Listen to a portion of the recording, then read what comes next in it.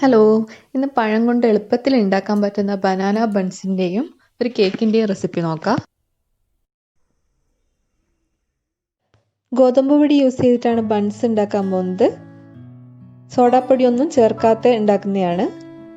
അപ്പോൾ നല്ല പഴുത്ത പഴമാണ് എടുത്തിരിക്കുന്നത്. ഓൾറെഡി ഫ്രിഡ്ജിലൊക്കെ വെച്ചിട്ട് ഉള്ള പഴമാണ്. അപ്പോൾ അങ്ങനെയുള്ള 5 പഴം എടുത്തിട്ടുണ്ട്. തൈര്,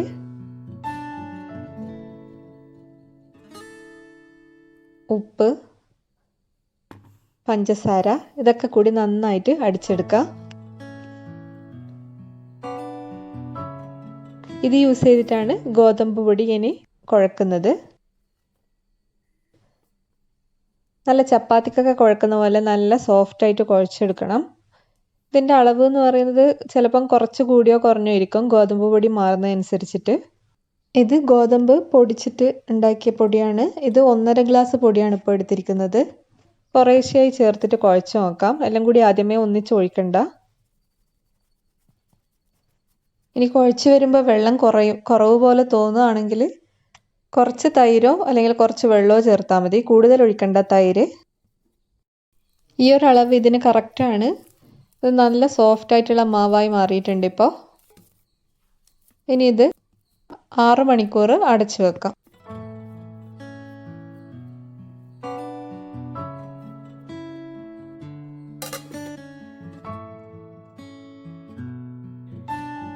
ആറ് മണിക്കൂർ കഴിഞ്ഞിട്ടുണ്ട്. ഇനി പൂരിയൊക്കെ ഉണ്ടാക്കുന്ന പോലെ പരത്തി എണ്ണയിൽ ഫ്രൈ ചെയ്തെടുക്കാം.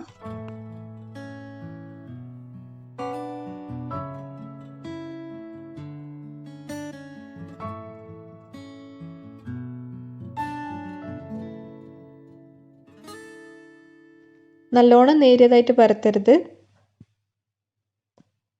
ഈ ഒരു കനത്തിൽ പരത്തിയാൽ മതി. ഈ ഒരു കനത്തിൽ. ഇനി എണ്ണയിലിട്ട് ഫ്രൈ ചെയ്തെടുക്കാം. എണ്ണ നന്നായി ചൂടായിട്ടുണ്ട്. മീഡിയം ഫ്ലെയിമിലിട്ടിട്ട് ഫ്രൈ ചെയ്തെടുക്കാം. ഇതിപ്പോൾ ഒരു സൈഡ് നന്നായി പൊങ്ങി വന്നിട്ടുണ്ട്. തിരിച്ചിട്ട് മറ്റേ സൈഡും കൂടി ഫ്രൈ ചെയ്തെടുക്കുക. ഹൈ ഫ്ലെയിമിൽ വെച്ചാൽ പെട്ടെന്ന് കരിഞ്ഞു പോവും. ലോ ടു മീഡിയം ഫ്ലെയിമിൽ വെച്ചാൽ മതി.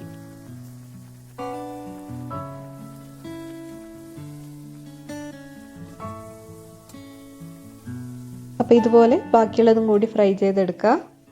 ഈ ഒരു അളവിൽ 6 ബൺസാണ് കിട്ടുക. ഈ ഒരു വലുപ്പത്തിലുള്ള 6 ബൺസാണ് കിട്ടുന്നത്.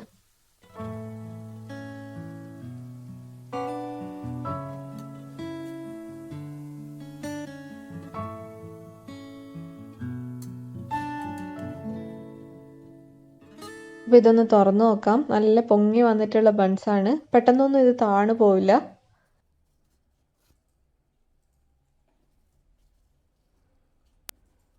ഇതിൻ്റെ ഉള്ളിൽ ഇങ്ങനെയാണ് അതിൻ്റെ സ്ട്രക്ചർ ഉണ്ടാവുക.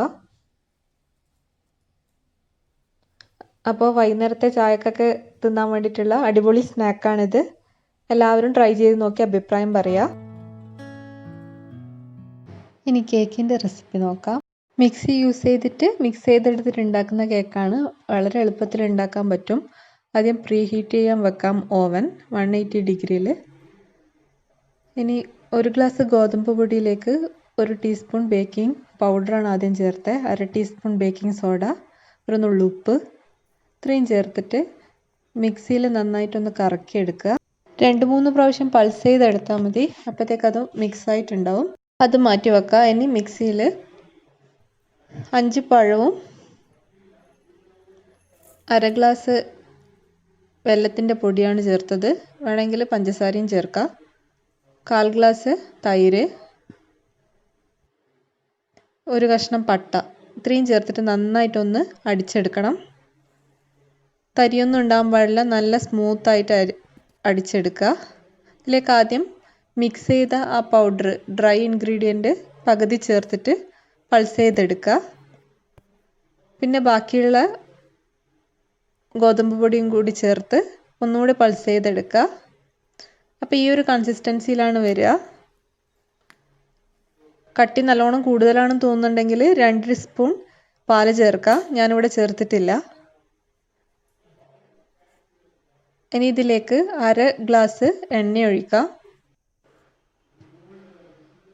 ബാക്കി പൗഡർ മിക്സ് ബാക്കി വന്നിട്ടുണ്ടെങ്കിൽ അതും കൂടി ഇട്ട് അവസാനമായിട്ടൊന്ന് പിന്നെയും പൾസ് ചെയ്തെടുക്കുക. കുറേ നേരം അടിക്കാൻ പാടില്ല. ഇങ്ങനെ പൾസ് ചെയ്തെടുക്കുക. പെട്ടെന്ന് തന്നെ മിക്സായി കിട്ടും. ഓരോ പ്രാവശ്യം മിക്സിയിലിട്ട് അടിക്കുമ്പോഴും ജസ്റ്റ് ഒന്ന് ബാക്കോട്ട് തിരിച്ച് പൾസ് ചെയ്തെടുത്താൽ മതി. പെട്ടെന്ന് തന്നെ മിക്സായി കിട്ടും. ഇപ്പം എല്ലാം കൂടി ചേർത്തിട്ടുള്ള മിക്സ് ഇതാ ഈ ഒരു പരുവത്തിലാണുള്ളത്. അപ്പോൾ നമ്മുടെ കേക്ക് മിക്സ് ഇവിടെ റെഡി ആയിട്ടുണ്ട്. ഇനി നമുക്ക് കേക്ക് ടിന്ന് റെഡിയാക്കി എടുക്കണം. അപ്പോൾ കേക്ക് പാൻ എടുത്തിട്ട് അതിലേക്ക് ആദ്യം കുറച്ച് എണ്ണ തടവിയിട്ടുണ്ടായിരുന്നു. ഇവിടെ റൈസ് ബ്രാൻ ഓയിലാണ് യൂസ് ചെയ്തിരിക്കുന്നത്. അതിൻ്റെ മുകളിലേക്ക് കുറച്ച് ഗോതമ്പ് പൊടി ഇട്ട് ഇതുപോലെ ഒന്ന് തട്ടി കൊടുക്കുക. ഇനി കേക്ക് മിക്സ് ഒഴിക്കാം.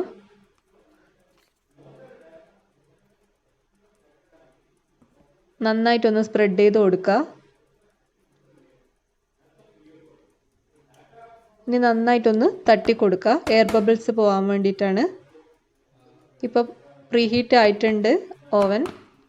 ഇനി അതിലേക്ക് വെക്കാം. 30 മിനിറ്റാണ് വെക്കുന്നത്. 20 മിനിറ്റ് കഴിയുമ്പോൾ ഒന്ന് റെഡിയായോ എന്ന് കുത്തി നോക്കാം. ആയിട്ടുണ്ടെങ്കിൽ എടുക്കാം. ഇപ്പോൾ 20 മിനിറ്റിൽ ഇത് റെഡി ആയിട്ടുണ്ട്. തണുക്കാൻ വേണ്ടി കുറച്ച് നേരം വെക്കുക. അതിനുശേഷം ഇതുപോലെ ഇളക്കിയെടുക്കുക.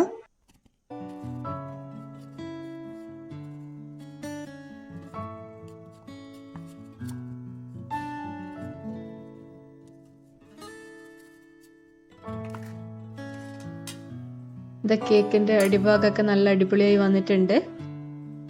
ഇനി ഒന്ന് കുറച്ചും കൂടി തണുത്തതിന് ശേഷം മുറിച്ചെടുക്കുക. വയർ റാക്കിലേക്ക് മാറ്റി വെക്കുകയാണെങ്കിൽ നല്ലതായിരിക്കും കുറച്ച് നേരം. ഇപ്പം ഇനി ഒന്ന് മുറിച്ച് നോക്കാം.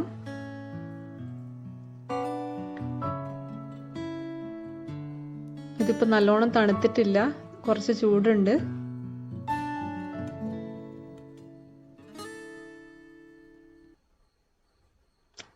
ഇതാ നല്ല അടിപൊളി കേക്കായി വന്നിട്ടുണ്ട്. ഇതൊന്നുകൂടി തണുത്ത് കഴിഞ്ഞാൽ ഈ ടെക്സ്ചർ ഒന്നും കൂടി മാറി വരും. നല്ല ടേസ്റ്റാണ്. എല്ലാവരും ഉണ്ടാക്കി നോക്കുക. ഇതാണ് തണുത്ത് കഴിഞ്ഞാലുള്ള അതിൻ്റെ ടെക്സ്ചർ. അപ്പോൾ എല്ലാവരും ഉണ്ടാക്കി നോക്കി അഭിപ്രായം പറയാം 2 റെസിപ്പിയും. അടുത്തൊരു വീഡിയോ ആയിട്ട് കാണുന്നവരേക്കും ബൈ.